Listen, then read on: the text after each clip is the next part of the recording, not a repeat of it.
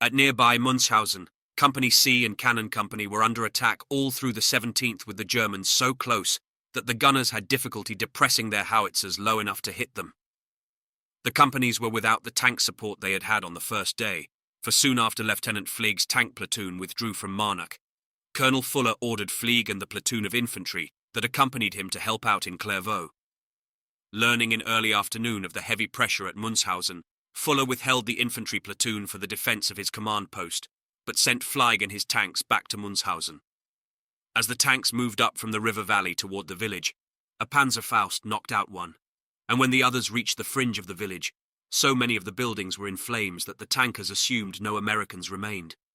2 rounds from a bazooka, which the tank crewman took to be from a Panzerfaust, convinced them.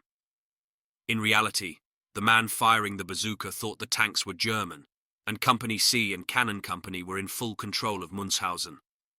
They had been under attack by the 2D Panzer Division's reconnaissance battalion, which was providing flank protection for Colonel Laukert's main drive, and late in the afternoon, Laukert afforded a company of Panthers to help. With that added strength, the reconnaissance battalion reached the center of the village, but as the company commander rode erect in the turret of the 1st Panther, an American rifleman shot him in the head. That took the spirit out of the attack, and the Germans fell back to the fringe of the village. By that time, Cannon Company had lost 2 of its 6 howitzers, and near midnight the 2 company commanders agreed that unless they withdrew, everybody would be lost. Because the Germans were too close to hope to get the howitzers out, the men spiked them and broke into small groups to try to escape. Although there were still more than 200 men, so thick were the Germans in the river valley that few made it. When men of the 2D Panzer Division's reconnaissance battalion swarmed over Munshausen the next morning, they were impressed by the number of their comrades who had been shot through the head. There was no anger at that, merely admiration for those whom they were for long to speak of as the sharpshooters of Munshausen. What did anger them was finding the body of one of their company commanders, Captain Heinz Novak. Something of a maverick, Novak had endeared himself to his men. The night before, he had marched off alone into Munshausen, swinging a souvenir American bayonet like a baton. When his men found him, he was dead on a path near the church, the bayonet protruding from his throat. Incensed, the men wanted to kill their American prisoners, but a sergeant intervened. The war would soon be over, he said, and measures would be taken against those who mistreated prisoners of war. At Hoscheid, the few men of anti-tank company with their tank and assault gun support, under attack all day on the 17th from paratroopers of the 5th Parachute Division, made their escape after nightfall. At nearby Holsthum in mid-afternoon, the few survivors of Company L, the company commander, Lieutenant Seaman, and 40 men slipped away to join the defenders of the adjacent village of Consthum. Atop the Skyline Drive at Hosingen Company K, Lieutenant Payne's platoon of Shermans and Company B of the 103D Engineers were under heavy attack following the late arrival west of the Aue of the 26th Volksgrenadier Division's Reserve Regiment.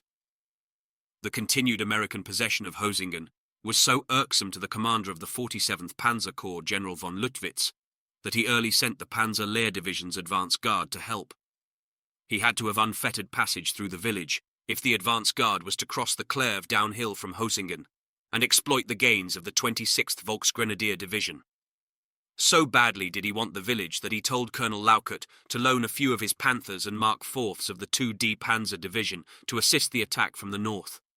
Faced by such an overwhelming force, the defenders of Hosingen were doomed. By noon the village was surrounded, the men fighting desperately from the houses, Lieutenant Payne's 5 tanks dashing here and there in response to one threat from German tanks and assault guns after another. Although Company K commander, Captain Marv Frederick Feiker, pleaded for artillery support, not a single battery was still within range.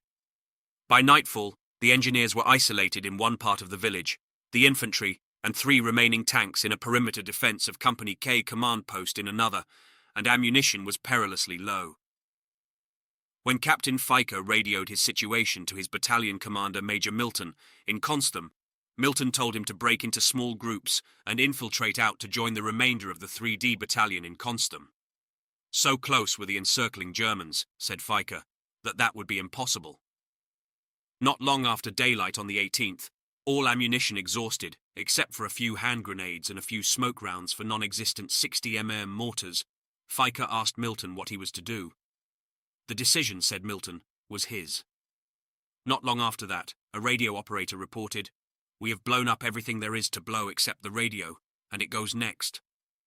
The men in Hosingen, who had stymied superior forces for 2 days and into a third, at last surrendered.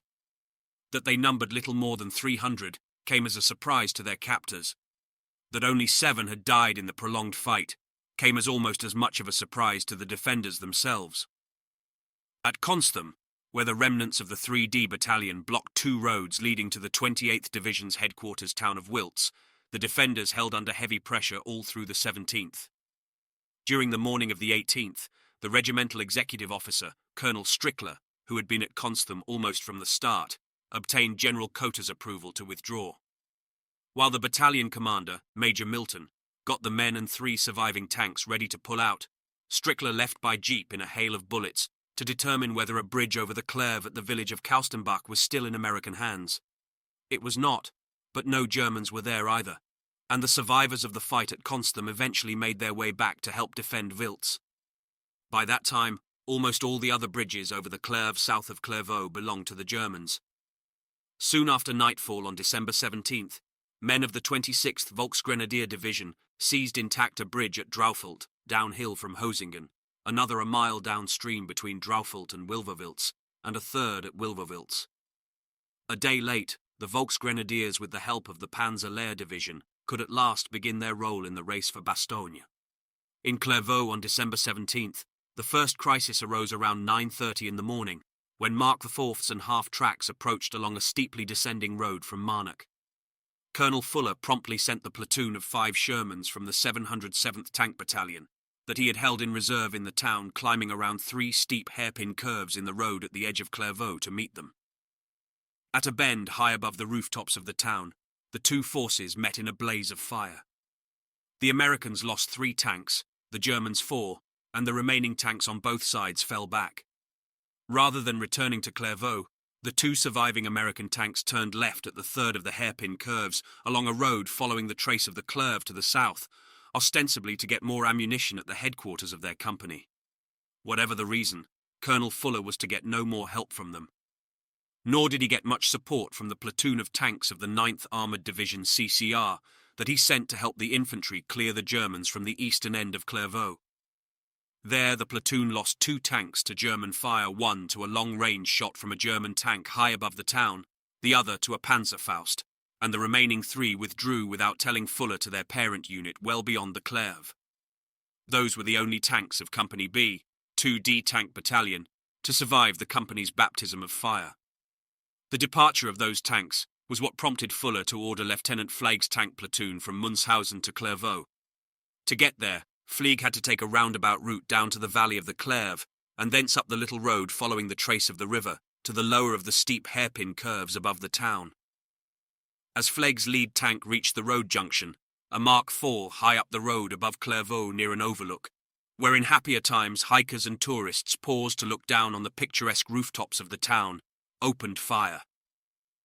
The infantrymen aboard the tanks dove for whatever cover they could find while the gunners of the 2 tanks slugged it out. The Sherman won, and the wreckage of the Mark IV formed a perfect roadblock for preventing any German vehicle from getting into Clairvaux along the road from Marnock. Because of that roadblock, German tanks made no new effort to enter Clairvaux from that direction. Instead, several tanks assumed firing positions on high ground uphill from the destroyed Mark IV, and from time to time threw direct fire into the town. While Lieutenant Fleig and his tanks waited at the edge of town, the commander of the infantry platoon, First Lieutenant Jack D. Heisley, made his way to the Hotel Claravallis and reported to Colonel Fuller. Although Fuller wanted Heisley and his men to help defend his command post, he wanted Fleig's tanks to go back to Munshausen, for by that time Company C and Cannon Company were hard-pressed, and Fuller had just received armoured assistance for Clairvaux from another source.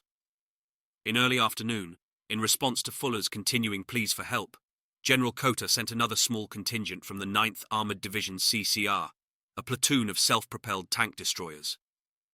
When the destroyers reached the Hotel Claravallis, Fuller directed them up the road toward Marnock to engage the German tanks that were firing into the town. A short while later, all 5 came racing back in such precipitate haste that at the first hairpin curve above the town, one of them overturned. Picking up the crew, the others continued through the town and beyond the Clerve. Nobody in Clairvaux saw them again. By that time, most men of the provisional company formed earlier from men on leave in Clairvaux and sent out along the Marnac road had gradually drifted back into the town, a kind of disintegration not uncommon among hastily formed provisional units where the individual soldier has no unit loyalty. Those men became caught up in the fight against steadily growing numbers of panzer grenadiers infiltrating the town from various directions, and a few of them joined the defenders in the chateau. At one point, some of the Germans got within 200 yards of Fuller's command post before Lieutenant Hazley's infantry platoon, a single 57 mm anti-tank gun, and several stragglers and MPs turned them back. Throughout the afternoon, Fuller appealed time after time to General Cotter for permission to withdraw any of his men and guns that could still get away to a new position behind the Clerve, and so block the road leading to the St. Vith-Bastogne highway. Yet each time either Cotter or his chief of staff, Col Jesse L. Gibney, refused. Newly come to the 28th Division, Fuller was not yet a trusted member of the family, and who was to say whether his dolorous assessment of the situation was accurate? Dutch Cotter was nevertheless torn, for it was possible that he might be presiding over the demise of one of his proud regiments. On the other hand, he knew there was a race on for Bastogne, and his corps commander still insisted that he hold at all costs. Cotter finally did agree to send Fuller Company G, which he had withheld when releasing the 2D Battalion from Division Reserve. Not long after dark, around 6:30 p.m., Colonel Hughes radioed Fuller from his encircled position on the ridge north of Clairvaux that 6 German tanks had bypassed him and were heading for Clairvaux along the road leading into town from the rear. Again, Fuller got Colonel Gibney on the telephone, but again, Gibney refused permission to withdraw. Even as the two were talking, a staff officer ran into the room to tell Fuller that 6 German tanks were approaching the hotel. Fuller told that to Gibney. He would obey the order to hold, said Fuller, but as a Texan, he wanted Gibney to know that he was assigning him the same fate as befell the defenders of the Alamo. At that moment, 3 shells from German tanks exploded one after the other inside the ground floor of the hotel beneath the room from which Fuller was talking. "What was that?" asked Gibney. Fuller told him. When Gibney began to say something more, Fuller interrupted. He had no more time to talk, he said brusquely, and rang off. Fuller had just turned from the telephone when a blast of machine gun fire tore into the ceiling of the room he was in, and tank fire continued to blast the ground floor. All lights went out. Going into the corridor, Fuller felt his way to his own room, No. 10, to get his carbine and overcoat. He was determined to get out some way and reconstitute as much of his regiment as he could put together on the other side of the Clerve. As Fuller entered No. 10, he found 10 men taking refuge there. Just at that moment, a rocket from a Panzerfaust exploded into the room, wounding 5 of the men, including one who was blinded. By the light of German flares outside, Fuller hurriedly bandaged the man's eyes. As Fuller was working, an MP entered. He had found a way out of the building, he said, if anybody wanted to take the chance. Fuller and the others, including the blinded man, all said yes. With the blinded man holding Fuller by the hand, the MP guided them across the hall to number 12 and over to the only window in the room. Someone had thrown a narrow iron ladder from the window across a 12-foot space between the rear of the hotel and the landing of a fire escape built onto the side of a sheer cliff. Had the men but known, in a short corridor off the main hall, stood a large armoire hiding a door that led directly onto the fire escape. With the blinded man still holding on, Fuller walked across the ladder to the landing, then up a few metal steps, which soon gave way to steps carved out of the side of the cliff.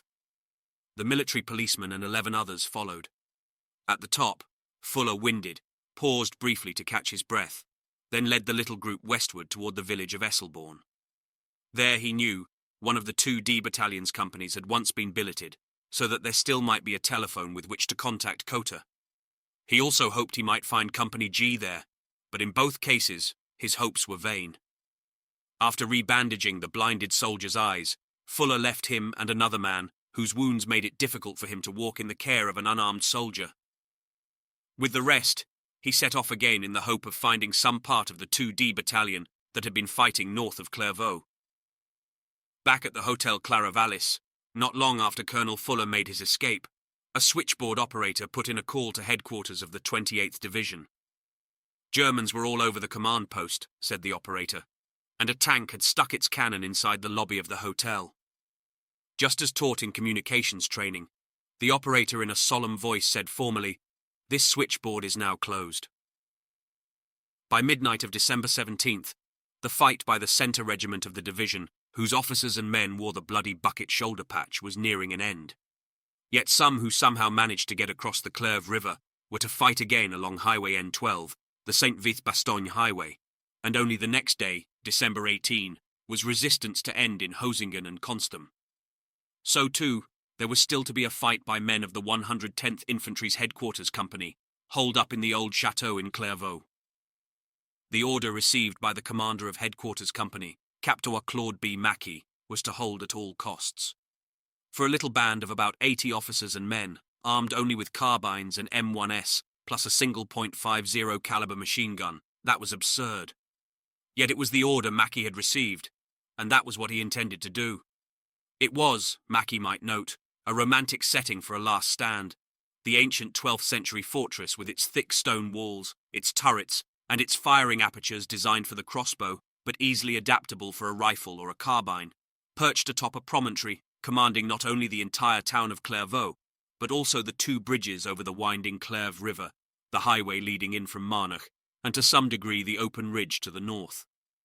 The chateau's one weakness as a bastion was the lack of a moat, and whereas the massive wooden doors between the entrance towers may well have been a genuine obstacle to a medieval battering ram, they would pose no real obstacle to a 20th century tank. Even before dawn on December 17th, the Americans had to close the big doors leading into the inner courtyard and take to the apertures, for infiltrating panzer grenadiers were making their presence felt with determined fire from rifles, burp guns, and machine guns.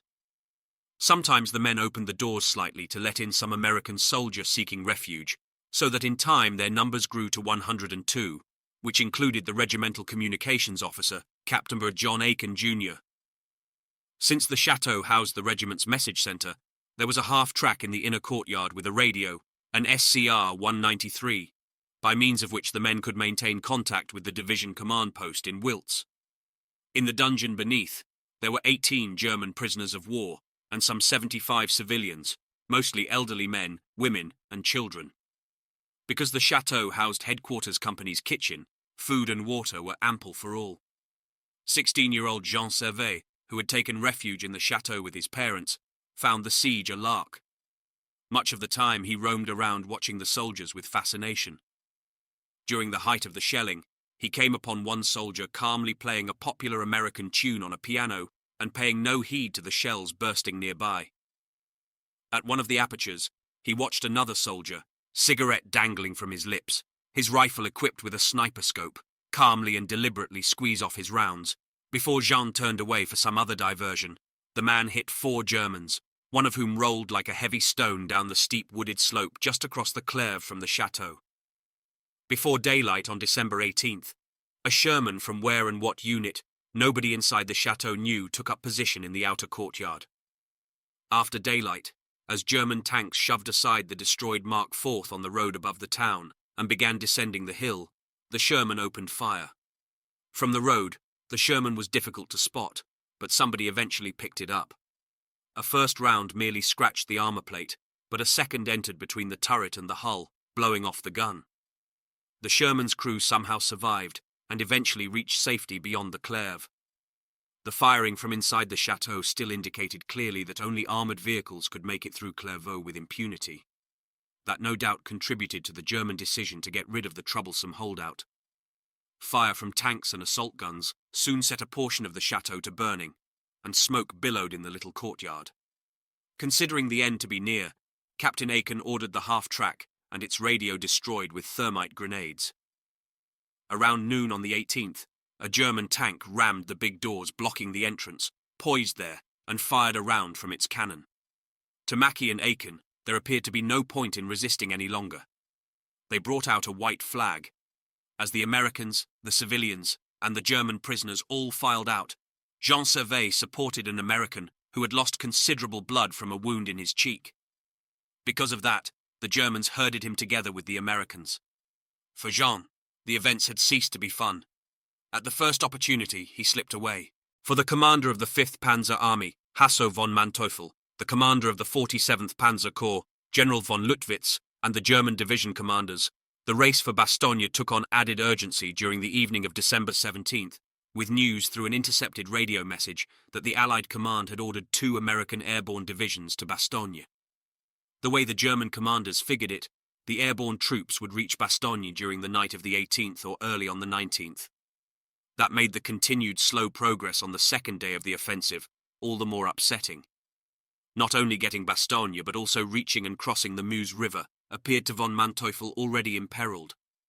Since the 5th Panzer Army's primary goal was to cross the Meuse, the 2D Panzer Division in pursuit of that goal was to bypass Bastogne to the north.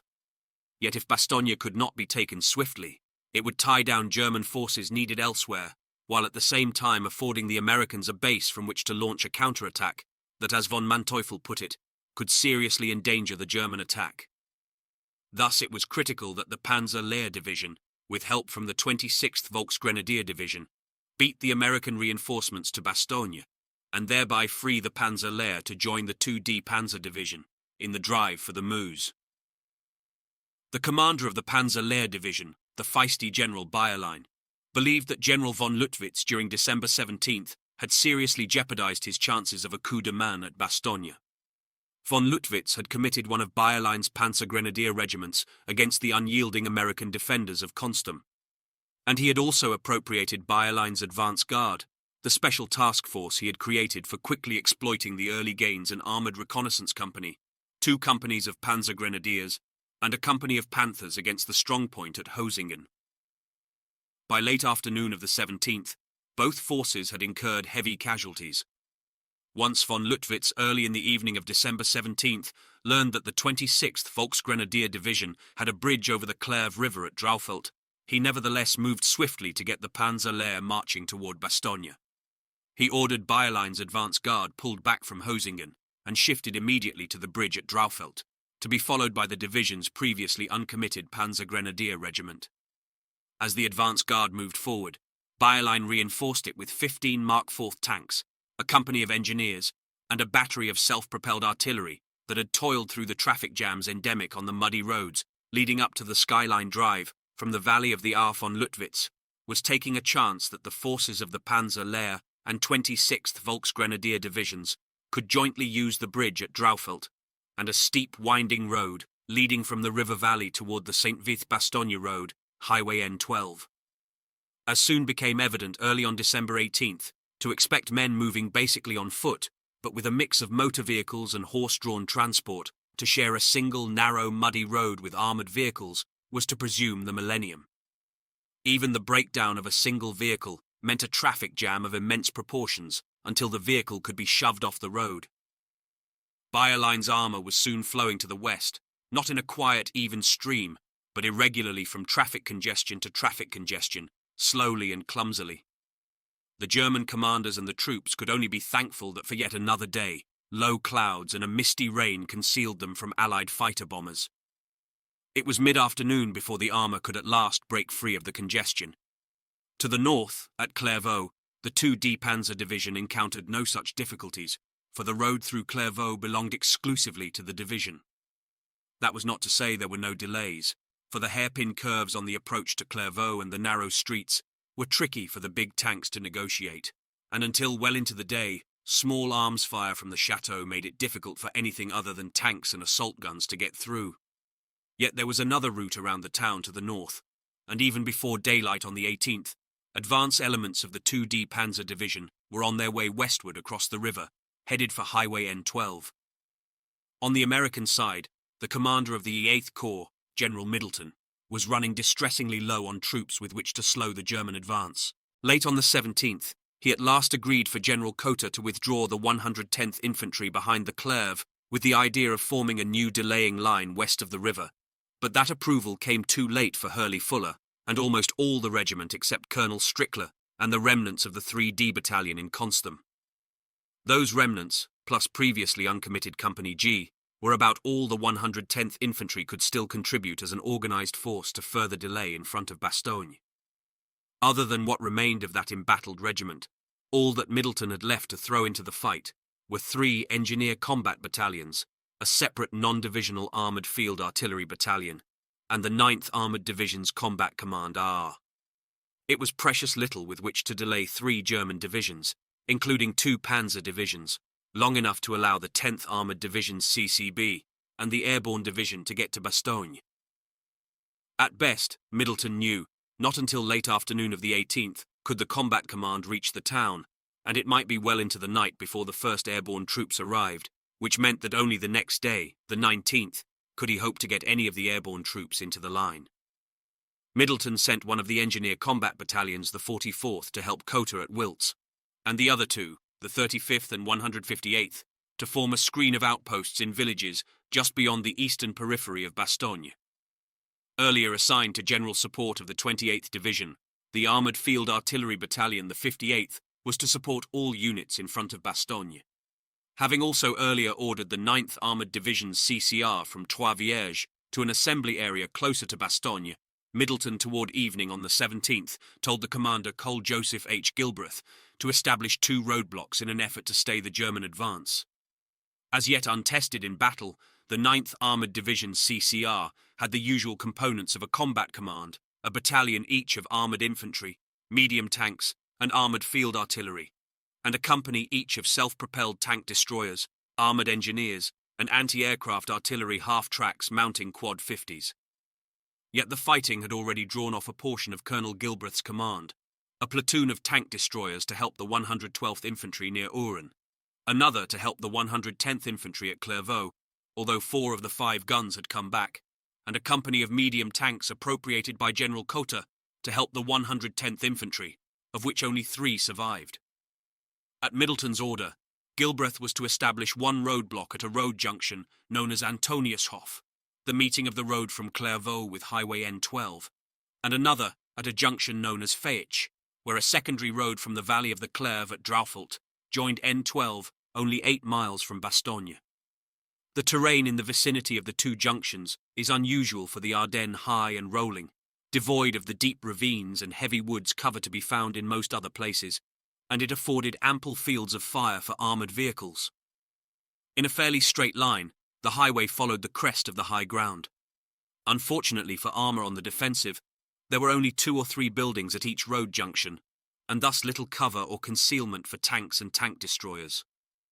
Task Force Rose at Antoniushof, named for the commander of Company A, 2D Tank Battalion, Captain Lawrence K. Rose, consisted of Rose's company of Shermans, a company of the 52D Armoured Infantry Battalion, and a platoon of armoured engineers, while a battery of the 73D Armoured Field Artillery Battalion was close enough to provide support. Unknown to Rose, another American unit was nearby, Company G, 110th Infantry, which General Cotter had withheld when releasing the 2D Battalion from the division, but had at last released early in the evening on the 17th to go to Clairvaux. Arriving after midnight in the village of Donange, the 2D Battalion's former reserve position on a side road just off the main highway from Antoniushof to Clairvaux, the men of Company G spotted the silhouettes of what looked to be German tanks on high ground just beyond the village. Because the company had no radio and thus no way of knowing what was happening in Clairvaux, the commander, Captain George N. Prestridge, decided to hole up for the night. To put some distance between his company and the possible German tanks, he pulled his men from Donange to dig in behind the village. At the other road junction, Fayetch, not quite 4 miles down N12 in the direction of Bastogne, there would also be limited help from men of the 110th Infantry. A former commander of the regiment, Col Theodore A. Seeley, had arrived at the road junction. Having been slightly wounded in the Hurtgen forest, Seeley had refused evacuation, but until his wound healed had remained at the division headquarters as an extra regimental commander, while Colonel Fuller took over his regiment. When Cotter lost contact with Fuller and his command post in Clairvaux, he ordered Seeley to go find your regiment and take command of it. At the Fayetch Road junction, Seeley found several junior officers from the regimental headquarters who had escaped from Clairvaux, and with them began to reconstitute a headquarters in a farmhouse a half-mile behind the junction. When the armoured task force that was to establish a roadblock at Fayetch arrived, Seeley had 10 officers and 100 men who took position on a flank of the task force. Named after the commander of the 2D Tank Battalion, Lieutenant Colonel Ralph S. Harper, the task force at Fayetch had Harper's remaining company of Shermans and a company of armored infantry. Except for a battery with Task Force Rose, the 73d Armored Field Artillery Battalion was in position to provide support. Not quite 3 miles behind the road junction, the commander of CCR, Colonel Gilbreth, established his headquarters in the village of Longville to provide a screen for it, for his artillery battalion, and for a nearby 58th Armored Field Artillery Battalion. Gilbreth formed a small task force to occupy high ground north of the main highway between Fayette and Longville, commanded by the head of the 52d Armored Infantry Battalion, Lieutenant Colonel Robert M. Booth. The task force had Booth's remaining line company, a platoon of light tanks, and a platoon of self-propelled tank destroyers. As daylight came on December 18, that was the alignment facing the armor of the 2D Panzer Division, coming up from the valley of the Clerve at Clairvaux, and the Panzer Lehr Division, along with the bulk of the 26th Volksgrenadier Division, toiling up from the valley at Draufelt. With those defenders, plus a thin screen of engineers in the villages behind them, rested the chances of keeping the Germans out of Bastogne long enough for reinforcements to get there. Just outside Donange at daybreak on December 18th, a man from the 109th Field Artillery Battalion, Sergeant Charles T. Johnson, who had been detailed along with a second lieutenant and a radio operator as a forward observer team for Company G, 110th Infantry, volunteered to go into the village and find an observation post to determine if the silhouettes the men had seen on the skyline the night before were indeed German tanks. With the team's jeep and radio operator, Johnson entered the village, then climbed the church steeple and peered through the mist with his binoculars. On the high ground, not 200 yards from where the men of Company G had dug in, were 4 tanks. The US Army, Johnson knew, had no tanks that big. Sending the radio operator back to alert Company G, Johnson established radio contact with the fire direction center of his battalion and was getting ready to call for a fire mission when he looked back toward Company G positions.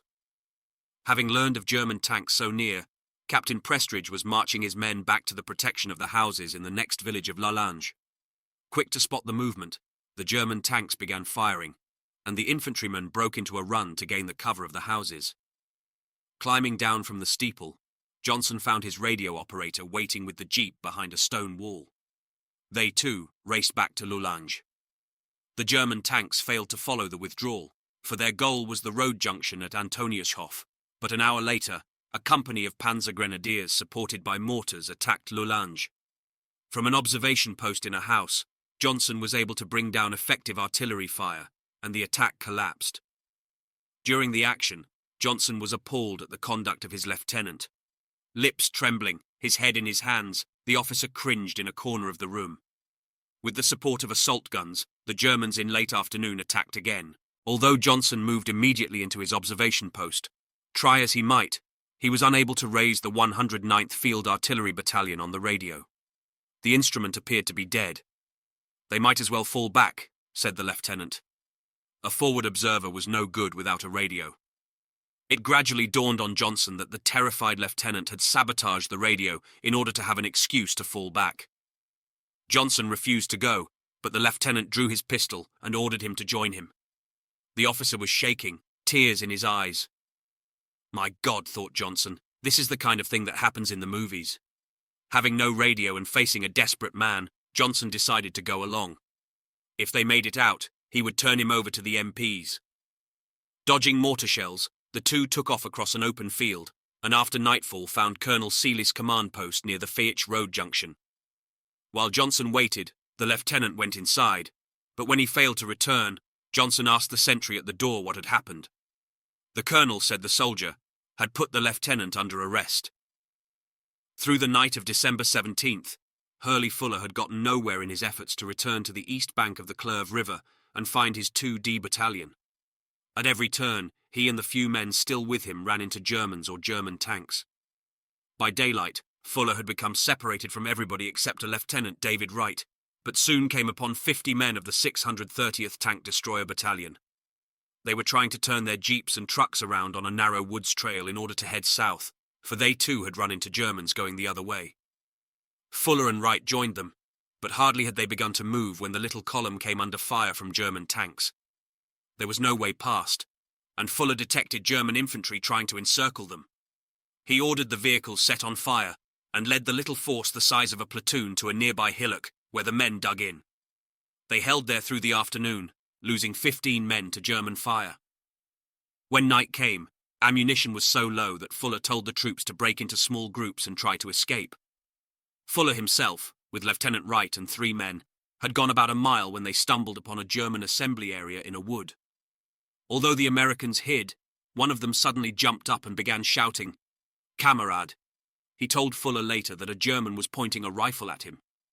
Fuller and the others tried to run, but without success, and in the melee somebody hit Fuller on the back of the head, knocking him unconscious. Fuller came to find he had a flesh wound from a bayonet in his stomach. Kicking him, his captors forced him to his feet, and along with Lieutenant Wright and the 3 men, herded him to a battalion headquarters. Once an interrogator had discerned his captive's rank, Fuller was soon on his way by truck to headquarters of the 2D Panzer Division on the other side of the Clerve in Bockholtz.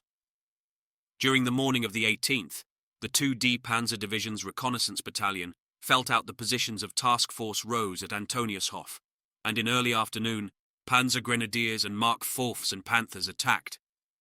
Under direct fire from the big guns, Rose's armoured infantrymen broke and fled in some confusion down Highway N12 toward the Fayetsch Road junction. Fire from the tanks also forced the battery of field artillery to withdraw. That left only Captain Rose's Shermans and his assault gun platoon, and 7 of the tanks over a third of Rose's strength were soon knocked out. Although Colonel Gilbreth asked permission to pull the remnants of Task Force Rose back to reinforce Task Force Harper at Fayetsch, General Middleton refused. Whether Rose could have made his way to Fayetsch in any case was problematical. By the time night fell, he had to relinquish the road junction itself, which afforded German tanks free passage in the darkness along N12 to Fayetsch. With or without orders, Rose finally decided to break out in another direction, toward the northwest and Houffalize, 10 miles north of Bastogne. 5 of the tanks and the assault guns made it, but near Houffalize, they ran into the 116th Panzer Division's reconnaissance battalion, which was moving forward after bypassing the 112th Infantry's positions near the frontier. Only a few of Rose's men escaped, eventually to make their way to Bastogne. The end came even more quickly for Task Force Harper. In early darkness, Panzer Grenadiers began to attack, reinforced a few hours later by Mark IVs and Panthers, which were equipped with new infrared night sighting devices. It was no contest. Only 3 of the American tanks or so, it seemed to the Germans, offered any appreciable resistance, and when Colonel Harper was killed, the defense fell apart. The company of armored infantrymen broke first, but the surviving tanks soon followed, scurrying down the highway to Longville, where Colonel Gilbreth rallied them for defense of his headquarters. Despite the collapse of Task Force Harper, Fayetsch was not yet fully in German hands, for most of the stragglers from the 110th Infantry were still there. Shortly before dark, Colonel Seeley had gained reinforcements, men from Captain Prestridge's Company G, who had been driven from Lalange. Even so, Seeley had little hope of holding for long, and inside his command post in the farmhouse near the road junction, he had already told some 40 officers and men to divide themselves into groups of 3 and 4 to be ready if necessary to pull out. It would not be long before that time came. When a sentry came in to tell Seeley that he could hear a tank approaching, Seeley went outside. He could see nothing, for it was dark and a heavy fog had descended, but he could hear the tank. To Seeley's accustomed ear, it was a Sherman, yet advancing so tentatively that Seeley was convinced the driver was unfamiliar with it. Hurrying back inside the house, he yelled for attention. "There is a tank coming down the road," he shouted. "It is very close. It is an American tank, but it's not an American driver. Go, go, go fast." Everybody dashed for the rear of the house. Most made it out windows and a back door, but not Seeley himself. He, his operations sergeant James M. Hanna, and the commander of the 109th Field Artillery Battalion, Lieutenant Colonel Robert E. Ewing, were at the back of the group scrambling for the exits. They were opposite the door to the cellar when they heard the tank stop in front of the house. Seeley yelled to the others to get into the cellar, and the 3 tumbled downstairs. For a moment, Seeley congratulated himself on his foresight, for he and his companions had hardly started down the stairs when the tank put a round from its 75mm gun through the center of the first floor. On the other hand, Seeley realized quickly that his decision had only short-term benefits. The single outside door of the cellar was open, and it faced the front of the house and the German-operated American tank. Seely still figured that in the foggy darkness, he and the others might escape during a break in the German column, but that break never developed, for in the fog and darkness, the German vehicles were bumper to bumper. In time, a half-track stopped directly in front of the house. Jumping down, a German soldier approached the door to the cellar, stuck his head in, and turned on a flashlight 6 inches from Colonel Seely's face. There was no possibility of escape. Splitting up the 3 prisoners, the Germans put Seely on the hood of a half-track.